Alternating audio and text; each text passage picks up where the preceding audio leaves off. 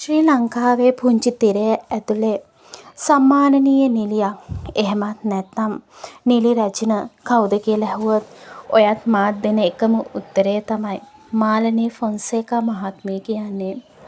මාලනී ෆොන්සේකා මහත්මිය උපත ලැබුවේ 1947 අප්‍රේල් 30 වෙනිදා කැලණියේදී. ශ්‍රී ලංකා චිත්‍රපටයේ නිළියක් ලෙස සිංහල සිනමාවේ නිළි රැජින යන විරුදාවලියෙන් හඳුන්වන්නේද එතුමියයි.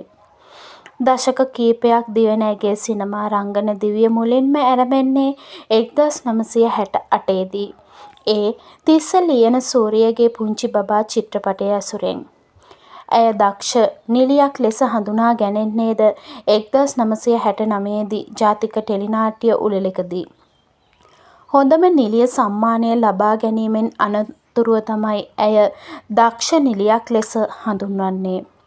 ඉන්පසු 1980 දී හිඟන කොල්ලාත්, 1982 දී ආරාධනා චිත්‍රපටයත්, 1983 දී යස ඉසුරු යන චිත්‍රපටවල විශිෂ්ට රංගනයක් හේතුවෙන් ඇය සරසවි හොඳම නිළිය සම්මානය කිහිප විටකම දිනාගන්න සමත් වුණා.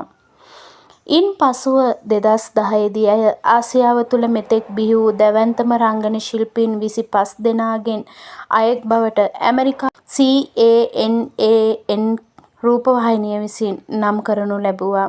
ඉතින් අද වෙනකොට අපේ නිළි රැජින අපෙන් නික්ම ගොස් තියෙනවා.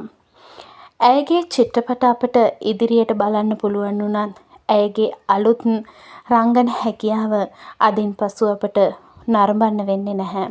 ඉතින් ඔබත් මාත් ආදරය කරන අපේ නිළි රැජිනට අජරාමර නිවන් සුව ලැබේවා කියා හදවතින්ම ප්‍රාර්ථනාවන් එක් කරමු.